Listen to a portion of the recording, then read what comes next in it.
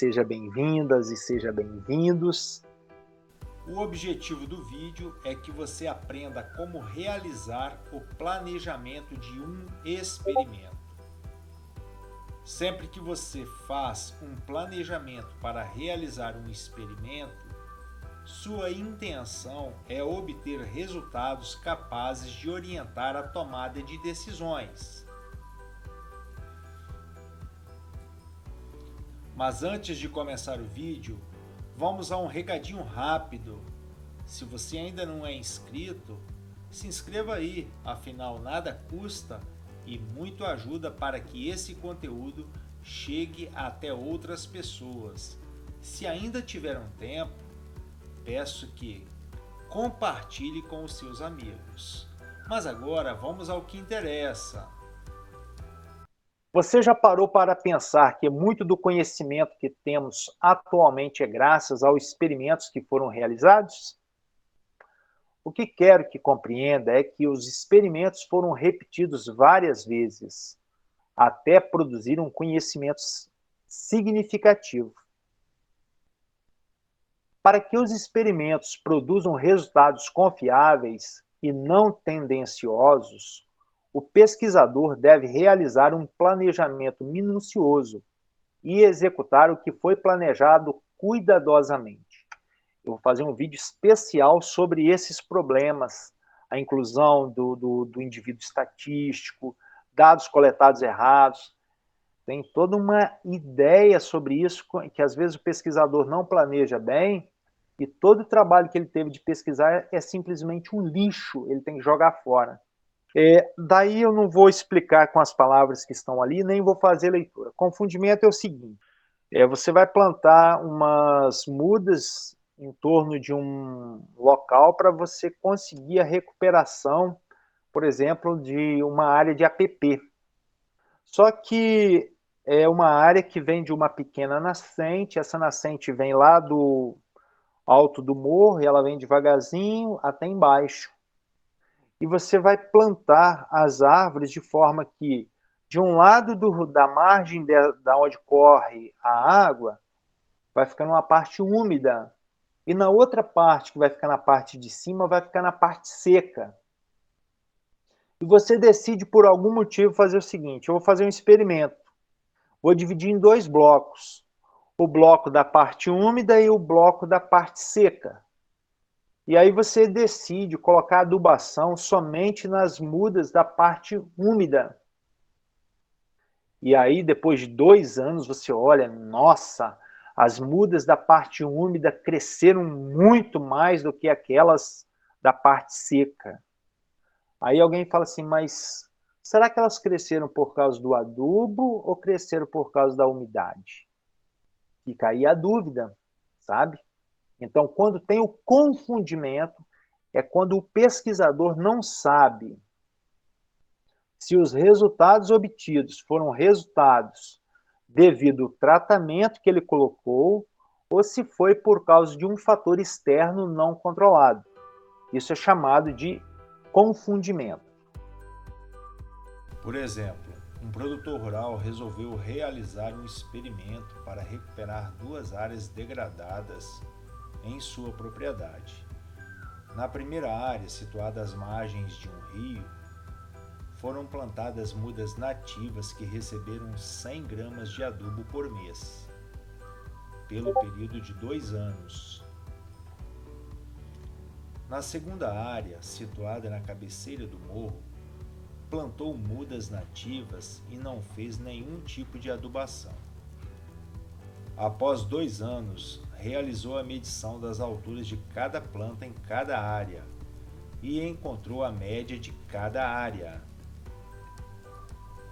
A média das alturas das mudas da primeira área foi o dobro da média das alturas das mudas da segunda área. Nesse caso, o produtor não sabe diferenciar se o que fez as mudas crescerem mais na primeira área foi o efeito da adubação ou por elas estarem às margens do rio.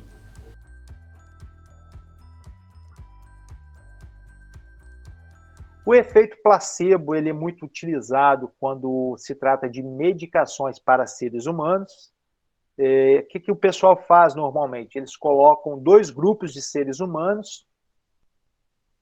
Um grupo eles colocam para receber remédios de farinha e outro grupo eles colocam para receber a droga de fato. E aí eles medem qual dos dois tratamentos surgiu mais efeito. Veja bem, mas por que, que o remédio de farinha surte efeito? Porque nós, como seres racionais, às vezes, simplesmente pelo fato de você engolir um comprimido, sendo de farinha ou sendo de um remédio, de uma substância que pode trazer algum benefício à saúde, o nosso psicológico influencia no resultado. E a gente pode melhorar mesmo sem ter medicações. Então, o placebo é justamente isso. Quando você dá uma medicação falsa, que não faz efeito algum. E aí você tem dois grupos, você compara aquele que foi medicado realmente o tratamento e o que foi feito placebo, e vê se tem diferença significativa. O experimento cego é justamente quando o paciente não sabe se ele está recebendo placebo ou se ele está tomando uma substância, um medicamento que realmente vai ter efeito para ele. E o experimento duplo cego é quando o paciente não sabe se ele está tomando remédio ou farinha e o médico não sabe se ele ministrou farinha ou remédio. Somente o pesquisador que designa o médico, que manda o lote de medicações, sabe se mandou medicação ou farinha. Aleatorização é a técnica usada para se obter resultados imparciais em uma pesquisa ou experimento. A aleatorização consiste no processo da escolha de indivíduos estatísticos de forma aleatória para os diferentes grupos de tratamentos. Experimento completamente aleatorizado. Em um experimento completamente aleatorizado, consiste na alocação de indivíduos estatísticos de maneira aleatória para diferentes grupos de tratamentos. Experimento de blocos completos aleatorizados. Nesse experimento, os indivíduos estatísticos com características semelhantes são alocados em grupos e, em seguida, selecionados aleatoriamente para os blocos.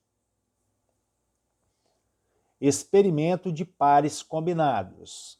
Nesse experimento, os indivíduos estatísticos com características semelhantes são alocados em pares. Um indivíduo no par é escolhido aleatoriamente para receber um tratamento, enquanto o outro indivíduo recebe um tratamento diferente. Repetição.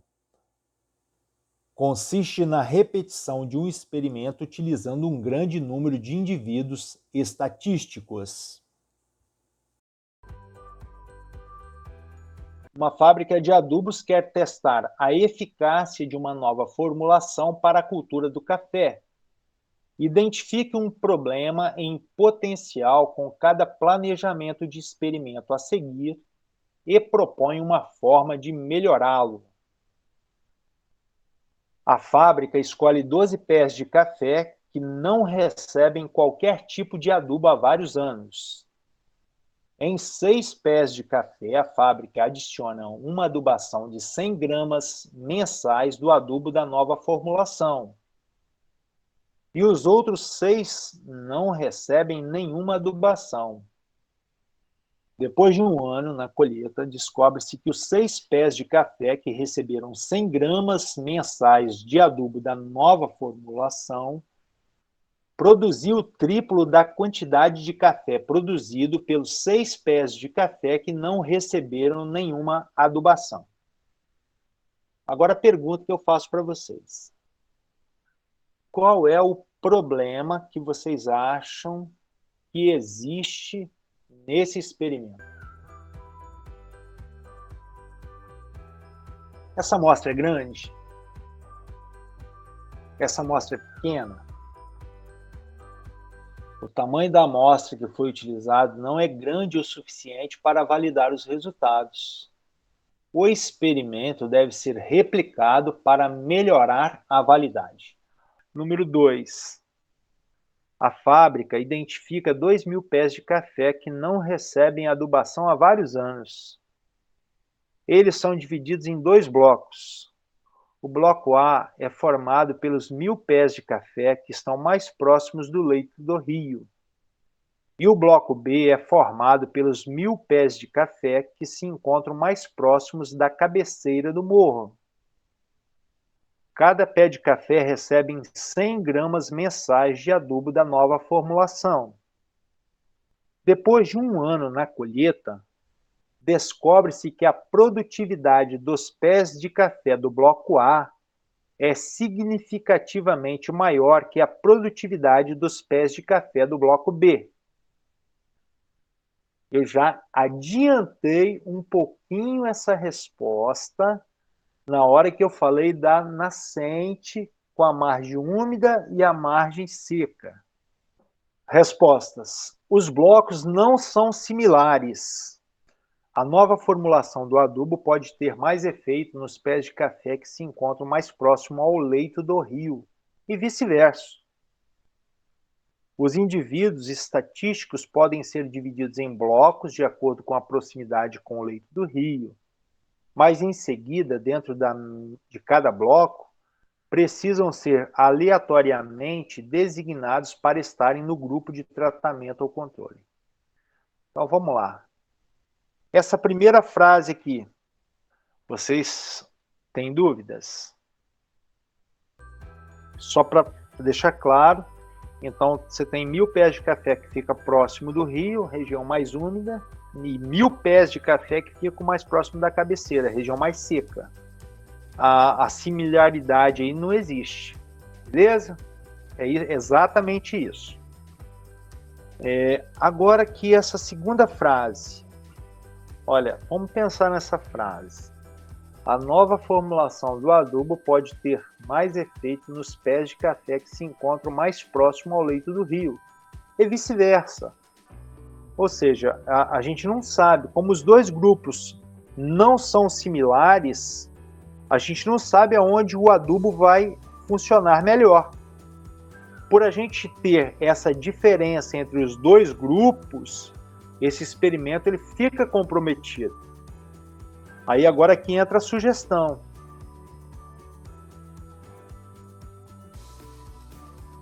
A terceira frase da resposta vem a seguinte, ó. Os indivíduos podem ser divididos em blocos e aí você vai fazer um sorteio, qual que vai receber o tratamento e qual vai ser o controle. Dessa forma, eu concluo o vídeo sobre planejamento de experimentos. Aprenda, pratique e evolua.